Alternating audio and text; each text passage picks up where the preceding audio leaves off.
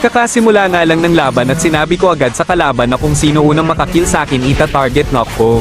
At dito habang pauwi ako saktong lumabas naman tong Mia kaya napitas ako tapos pinagtitipihan pa ako. Kaya sinabi ko na target lock ka sa akin Mia, tipi ka pa ha? Sige lang, walang kaba. Teka, parang familiar ka ha? Oo, familiar talaga ako. Ako lang naman ang nag-iisang red show dito sa TikTok. At sinabi mo pa talaga kanina na walang kaba. Target lock ka talaga sa akin. Legit red ba? Ayaw mo pa talaga maniwala na ako si Redjo ang dumudurog ng mga top global dito sa TikTok. At parang si Wannafly ata itong nakalaban ko na Mia. Hahaha, nakakachamba ka lang sakin. Nakakachamba pala. Kaya pala ito tinitipatipihan lang kita. At syempre guys, pakitaan din natin siya ng double dash.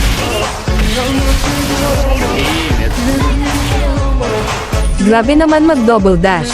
By the way guys, kung hindi pa nga pala kayo naka-follow sa akin ay follow nyo na ako, salamat. Angas naman nun.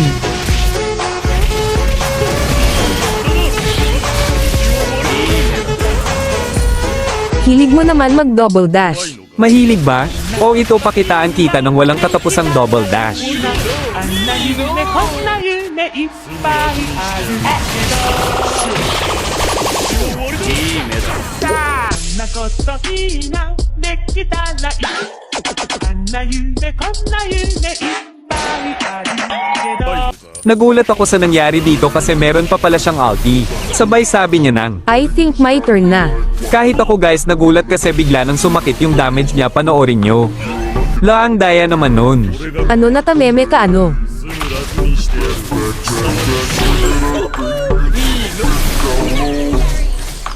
Umasa sa wala.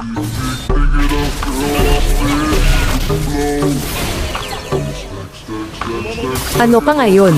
At dito guys, bigla-bigla na lang siyang sumusulpot sa harap ko. At dito meron siyang pinatikim sa akin.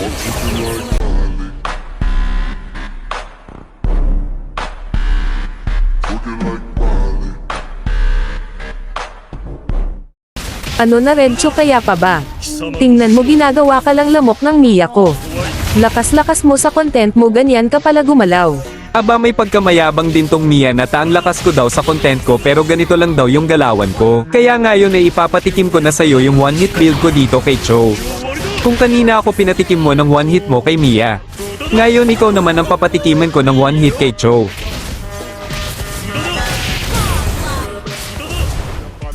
Mainit ang dating Sinamagpapal ko para mo magising. Well, what the heck, walang incident Napasama aking dinaisip.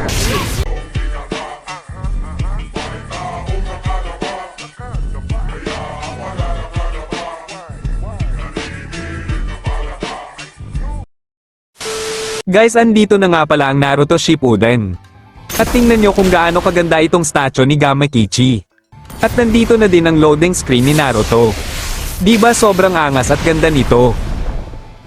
At syempre hindi magpapahuli ang loading screen ni Sasuke.